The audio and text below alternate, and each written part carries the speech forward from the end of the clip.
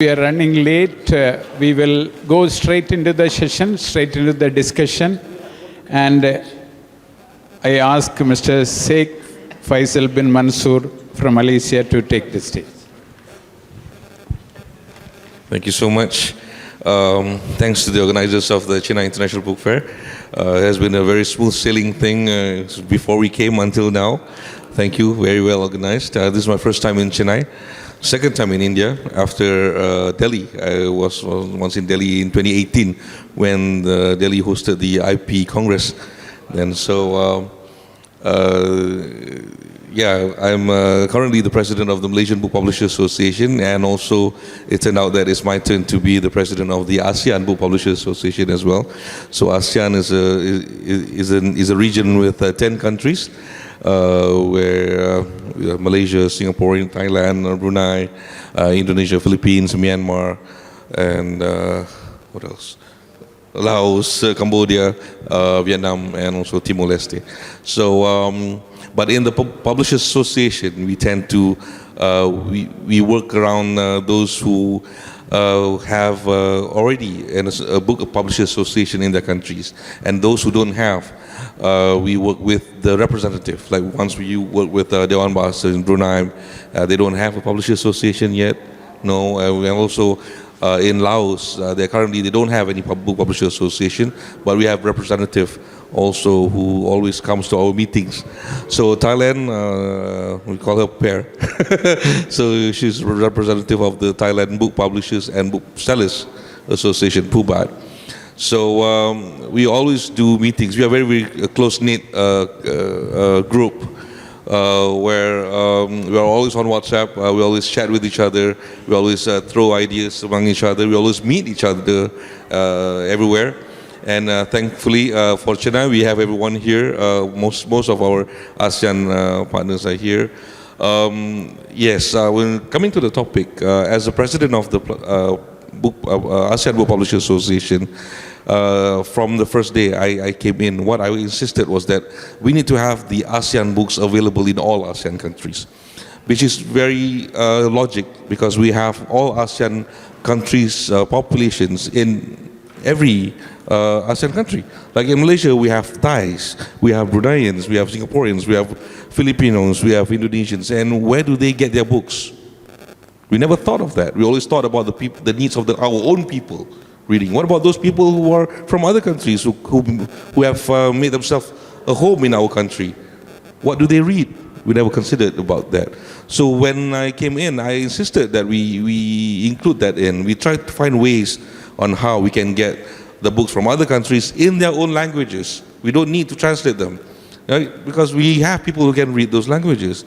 So that is one of the things that I push for, and I'm close with the Selangor State Library, the host of the organizer of the Selangor International Book Fair, which the Chennai team went. So I'm close with them, and they have agreed to expand their collection to include these books, languages of ASEAN. They are willing to do it.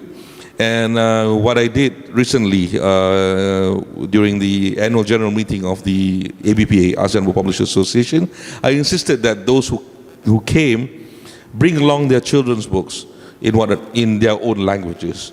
So this as a contribution to the library, so that the library can start its own collection with these books.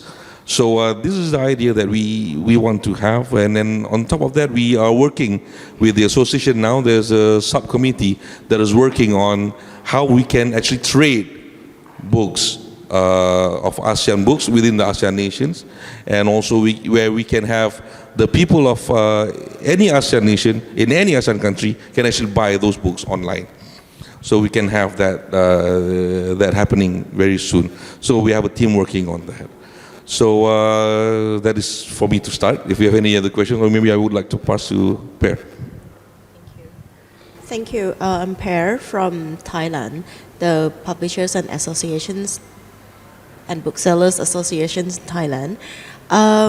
Actually, as Sheikh mentioned, that Thailand is a partner of the many associations in the ASEAN, like ABPA, APA, and the IPA Congress were committees of the book. But we are just reconnect to the world after the pandemic. From the COVID pandemic, we are disappear from the world, that the publishers and all the writers, all the readers is quite quiet. So in these 3 years, Thailand is trying to come back to the world and reconnect to all the organizations and all the countries. So thank you very much, Chennai, to invite us to Tamil Nadu. This is the second time of us. So this is open our visions. I present my country that we cannot only sell our route to our nations, to our country, but we need to expand to Asia and expand to the world. If we can expand the readers' standard to the Asia or to the world, that would be expand the market also. So that would be interesting and very, very important for us. Right now in Thailand, we are trying to focus on the interactive platform, which is have Malaysians as a model. We went to Malaysia in the Selangor Book Fair, and I saw the many interactive and innovation in Selangor. So we are talked to the Ministry of the Education in Thailand, and we are trying to go the next step of the book. It is not just a physical book, but we are interested in the try to invent in the e-book and the interactive book, which is we can connect to the world. You can give us the series of your cultures, and we can create that into the interactive books, and the children is able to learn from everywhere, like not only the ASEAN, but from the world, like from the South Africa, from the South America, from the Europe, from India, from China, from Malaysia, from everywhere. So I believe that is a big step of the innovations of the book industry. Yeah. I'd just like to talk about that because she also mentioned about the Selangor International Book Fair. In Malaysia, we have two big book fairs. The biggest one is the Kuala Lumpur International Book Fair. So we have usually around 2 million visitors who come over 10 days. So 2 million visitors is the normal kind of visitors because it's a cultural fair. It's a fair where all students from all over Malaysia comes over. You know, we've got about 1,000 buses coming in over the 10 days. So it's a very happening affair for the education industry. So the hotels are all very booked and all that. Now, we have Selangor Book Fair. Initially, it started with just a B2C, a local fair. And it started off very small, and now it has gone through to have about 400 stands now, from merely 100, then to 200 to 300, and now we have 400 over stands for the book fair. So it has become, it is also, this year is going to be their fourth edition of the International Book Fair. So I would like to welcome everyone who are interested to come to Malaysia to participate, to take part of the whole business, book exchange business, to come to Selangor, because it's not far from Kuala Lumpur. It's like 30-40 minutes away, and it's actually closer to the Kuala Lumpur International Airport. So Selangor International Book Fair is organized by the library, like Chennai. So Selangor International Book Fair is organized by the State Library. Now, like I mentioned, I'm also consulting the State Library as well. So it's the idea that they have, the innovation that they have, and also the space that they have now, makes it interesting for international publishers to participate in Malaysia. So, like in Malaysia, we do have Tamil readers. Now Malaysia we have 35 million people and consists of three major races: Malay, Chinese, Indians, and of course most of the Indians came from Chennai. Initially. So we have about 10% of the population. 3.5 million people in Malaysia reads Tamil. They speak Tamil. We even have a government-funded Tamil schools. and which require Tamil books. And that is 3.5 million. So it's a big opportunity for us to not translate the books into Malay, but to have the Tamil books direct into Malaysia. And in fact, the State Library did mention that they have a certain quota to have in their collection of Tamil books. Right? And always, every single year, they could not meet the quota because we don't have enough Tamil publishers in Malaysia to publish books. And eventually, we can see that the Tamil people reading in Tamil is declining by the year, because they tend to be reading in English and other languages. So that is not healthy. We want the Tamil readers to keep on reading Tamil and not reading, well, of course they can read other languages, but they don't stop reading Tamil. And because we have lacking of Tamil publishers, we want to have this Tamil books, the Tamil books to be more vibrant, more exciting for the locals to read. And we don't have enough of that. So all the libraries in Malaysia, they have set a quota because we need to have, I think they said about 5% of Tamil, 5% of Mandarin, and the rest is in Malay and English. So that 5% they could not meet. So I would encourage the publishers here in Tamil Nadu to actually go to Malaysia and to work with the Malaysian Tamil publishers to actually do something together. Whatever they publish here, maybe you can just print extra for the Malaysian market, in its Tamil language. So, and Tamil also is being read in Singapore, in Brunei, in some other ASEAN countries as well. So in Thailand we have Tamil. Yeah, okay, all right. Okay, so we have Tamil readers everywhere in ASEAN. And ASEAN is a market of 500 million people. So that's huge. Even our own local, we have not explored our own local market yet. So this is when I came in as president of the ASEAN Book Publishers Association, I insisted that we want ASEAN books across ASEAN countries. We take advantage of that. So meaning, if we say ASEAN books in ASEAN countries, meaning all the languages of ASEAN available in all, includes Tamil. Yeah, we don't read Hindi, we read Tamil. So yeah, any maybe you'd like to share? And Okay. I'm Huda. I represent the Language and Literature Bureau from Brunei Darussalam. We are under the Ministry of Culture, Youth and Sports, so we are a government organization. And firstly, I'd like to thank the government of Tamil Nadu for inviting us here, the Chennai International Book Fair. It's actually our first time here in Chennai, in India. And also, I think our first time participating in a rights fair, actually. So for the Language and Literature Bureau, our main role is to promote and empower the use of Malay language in Brunei. And not only just the Malay language as official language, but also ethnic languages. So in Brunei, we have 7 ethnic groups, and we want to ensure that these ethnic languages are also being empowered in our community, because the use of the ethnic language is declining as people get more educated and move towards the city. So we want to ensure that to sustain the use of the ethnic languages and its continuity. So one of the ways that we do that to promote the language is through publishing. We also do other initiatives like literature events and also the library, State Library is also under the Language and Literature Bureau.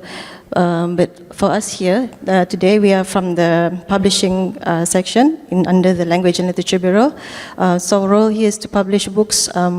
Mainly our books are in Malay, but we also publish bilingual books, and we've also done translation projects, bringing our books to the global market. And as you said, we've participated in several international book fairs, but more B2C, so more towards the public, to bring our books to the global market. But for B2B, I think this is our first time, and we really thank the government of Tamil Nadu for this opportunity, because we've learned a lot so far in these 2 days, and we've seen an opportunity for us to sell our books, promote our books to Indian publishers and global publishers as well, and to get more content from global publishers for us to share in Brunei, not just the Brunei market, but maybe international book fairs around the world that we might participate in. And just yesterday, I think someone from Kota Buku from Malaysia approached us and offered us opportunities for the ASEAN Rights Fair. Yeah, the ASEAN Rights Fair is held in KL. So we're looking forward to that in May. And also, a lot of opportunities that presented us here for in these 2 days and hopefully tomorrow again. So really thankful for that. I think one of the challenges here in Brunei, we have a quite small market because it's a small country, a small population. So our market in Brunei is small, and also another challenge is just the reading culture. The reading culture on its own, the challenges that we have with social media and everything. So to encourage people to read, encourage the community to read, that's one of the challenges. So from a book publisher's perspective. Literature, novels, for example, adult literature is one of the market is very small for that. We're trying to expand that, but fortunately for children's books, there's a lot of market for that, so we're keen on getting children's books here. As for the role of Brunei in ASEAN promoting language, I think we have a lot of similarities in terms of language, especially between Malaysia and Indonesia.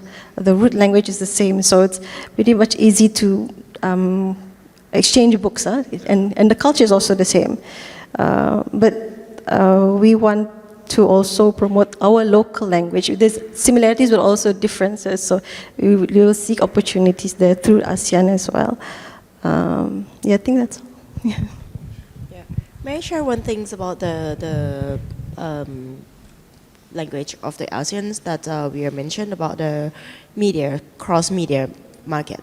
In Thailand, we would love to work with the B2B business. We have a very big book fair in Thailand from B2C. About 2 million people visit us every year. But we didn't focus on that because that is able only sales for the people in the country. But in Thai, we would love to, we usually work across media because of we have a B2B right fair like this. But we are not invite only the publishers. We invite the production house. The production house, the game studios. The book is the base of, is like a root of everything. So many movies that you see in the TV, in the Netflix, in the series, in the theater, is come from the book. We are doing the side script for that, and we present to the production house instead of those publishers. And after that, these can be the series like Kangkubai, Maharaj, and one thing that I bought from Indonesia, it's Secret Girls. Yeah, Secret Girls is on the Netflix. That's Thai made a side script and present to the production house. And after that, when people saw, people would love to read it after that. Like Harry Potter, you watch it on TV, on series, on movies, on theater. And after that, you find a book to read because you need to know the details of that. So this is it's like a connecting medias. And after these going to the market, like many movies come from the book, and then we expand to the game business. They are created we talk with the illustrator to create a character, and we can expand the market to the games. So those get into another part of the business. Who wouldn't read, they will play game, and after that they would know the characters come from what, from where. They need to read it. So this is our way to speak in the language of those people. When it comes to the reading culture, I can say only about Malaysia. I think the rest of the region is catching up as well. In Malaysia, our average reading, the number of books read by an adult is about 15 books per year. So that's based on the latest statistics. But among the students, they read about 24 titles a year. So that is pretty high for us. The first time, I remember the first time that we had a statistic, Malaysians only read 2 pages a year. only 2 pages, and then it turned out to be 2 books, and then 5, and then 10, and then okay, now we have 15 books a year because of the culture.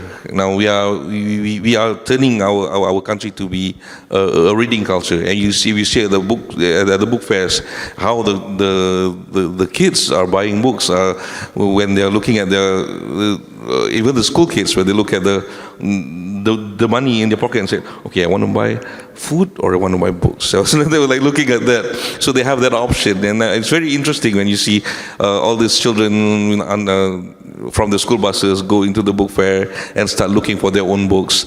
And then they come again during the weekend with their parents to buy more books. And we have several incentives in Malaysia that we enable to do it. We used to have a tax exemption for buying books, so like up to about 1,000 ringgit, which is about $200 per year. You can use that. But now it has been expanded to, I think, I'm not mistaken, it's about 2,500 ringgit, which includes lifestyle expenses as well. So if you want to use the whole 2,500 ringgit for books, yeah, you can. But it also includes lifestyle and also Wi-Fi and whatever and things like that. So those are tax exemption. And on top of that, recently, the Prime Minister of Malaysia, Anwar Ibrahim, he's an avid reader, of course. I think most of you know them. And he has been pumping millions and millions into the book industry. Just recently, we have just concluded the whole 6-month program of a book voucher that he issued to every secondary school students and also to the primary school students, so primary 4, 5, 6, and also to the teachers who are studying. So the total value of almost $85 million in form of a book voucher that must be finished by 31st December. And you can see every publisher is like trying to meet the deadline. It's literally every day people are packaging books, things, because it's a huge amount. It's a very huge amount, $85 million. Never in Malaysian history that we have been receiving that much money. Yeah. So there's never. Before that, we used to have a book voucher only for tertiary students. Now we have tertiary plus the secondary and primary school as well. So last time the tertiary students gets about 250 ringgit, probably about 60 USD per person. But now it's 100 ringgit, but lesser. But the broader people gets the benefit. And we hope if the Prime Minister is kind enough to give again this year and next year, that'll be wonderful for the book industry, definitely. It is a boost for the industry, definitely. So because he sees the eagerness from people who wants to buy more.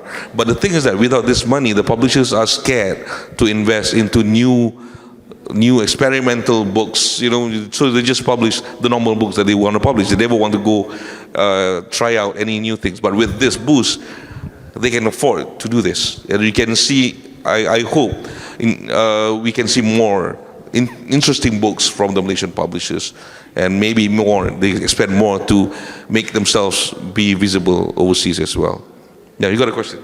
Yeah. I just want to ask you, being a publisher associations for ASEAN, and these people are African upnet, what way the publisher association can do to find the translators, to translate even though Malay literature into Tamil, to either ways. So we need to find being associations, it's our duty to find the translators. All right. Neither we have to create translation classes.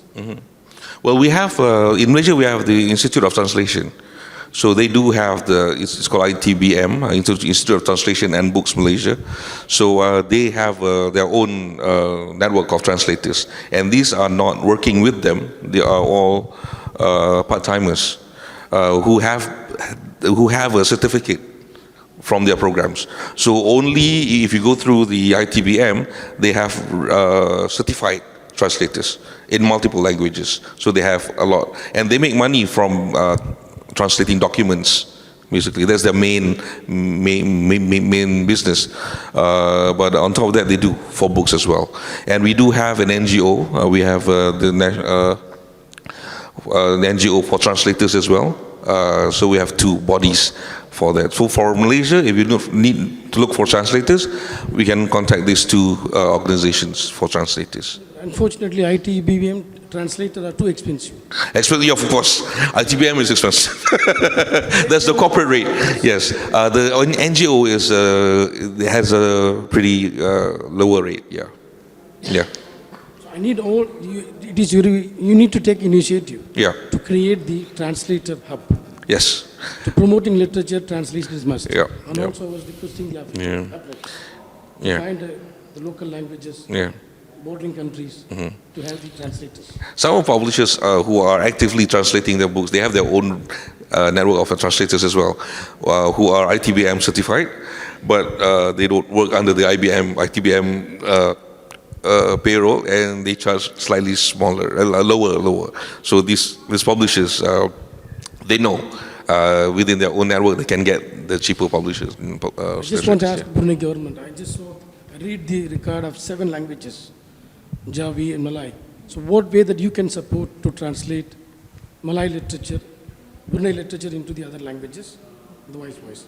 Okay, through okay, for the Language and Literature Bureau, we have a translation unit, but mainly translating English to Malay, Malay to English. Yeah, and for the projects that we had to translate into other multi-languages, we engage with universities. We have a language center at the University of Brunei Darussalam, where they do several languages as well. So we have some sort of cooperation between them for our publications to be translated into several languages. So we engage with universities.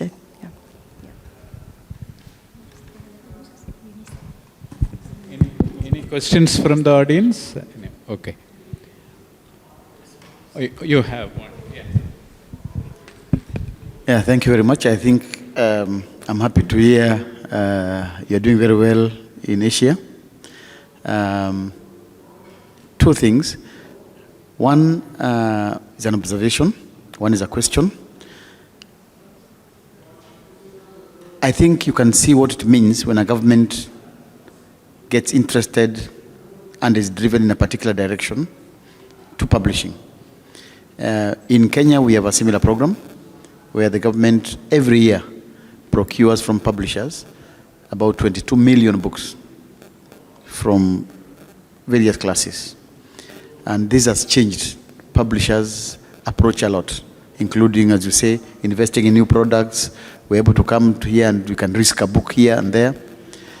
And therefore, I keep asking myself, if the politics affect us that much, because again, a new president can come and everything is reversed, how come we are not very interested in ensuring that we take part in politics ourselves to ensure we control those things that are affecting us as publishers? And probably is just an open question to all of us. And maybe we need to get interested in who governs our country, because then it means death or life for the publisher. My second question is to Brunei. I have read a little about Brunei. I have a bit of interest there in just understanding how Brunei works. I saw the structure of the kingdom. It's a kingdom. Yeah, I saw a very big wedding. But towards the end of that documentary, there was an issue about one particular region which was non-Muslim, and therefore the government decided to ignore it in books and in schools altogether. First, is that true, or is it just a manufacture of a problem? Secondly, how then do we help out to those areas where government or politicians are ignoring them, not because they don't need, but because of their political leaning or their decision to follow a particular party or whatever? Because we have it also in our countries, where a president is from a different community and decides to ignore a particular community, probably because the community did not vote for that person. I don't know whether you've handled it in Brunei, how, as publishers, what can we do about it?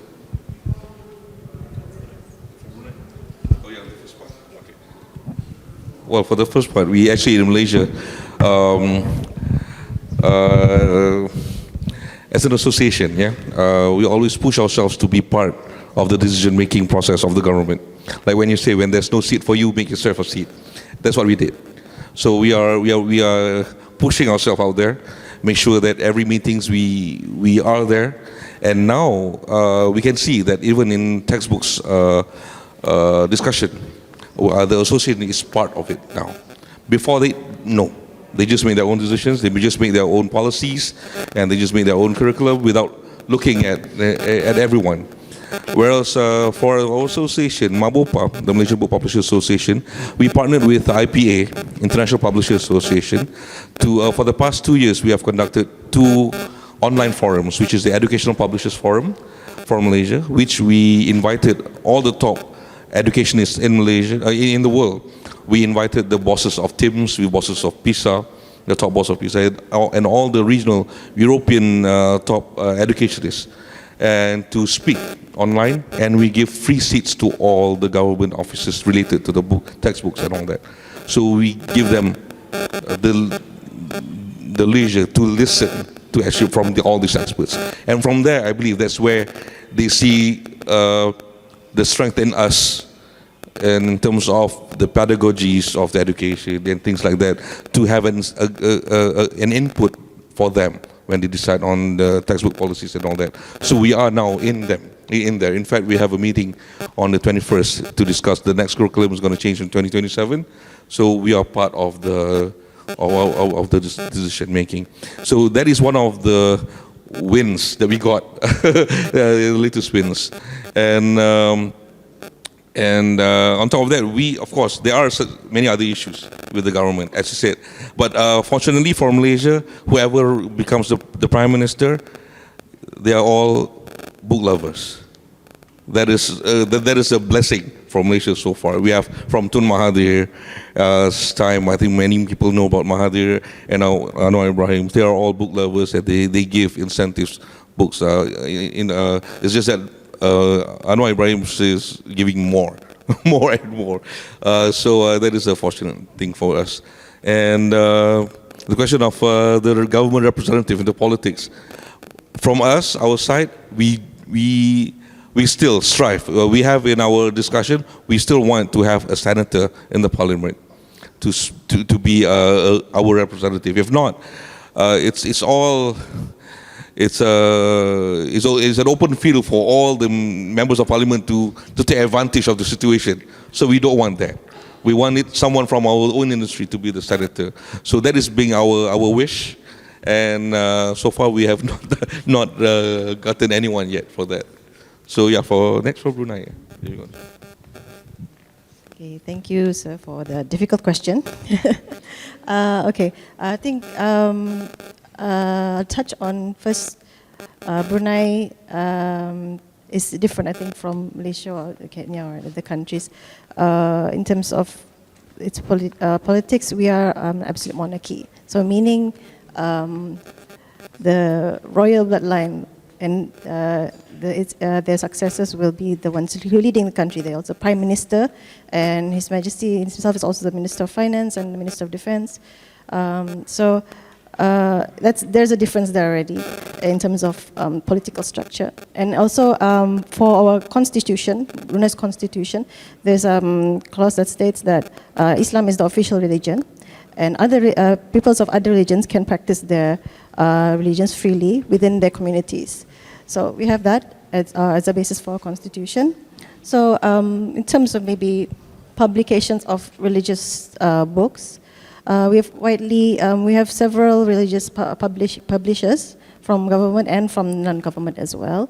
But for those who are non-Muslims, they can practice and maybe within their communities. So we don't have any sort of issue with that when they practice within the communities. Yes, it's according to the constitution. Yeah, I think. Thank you so much for being such an amazing panel.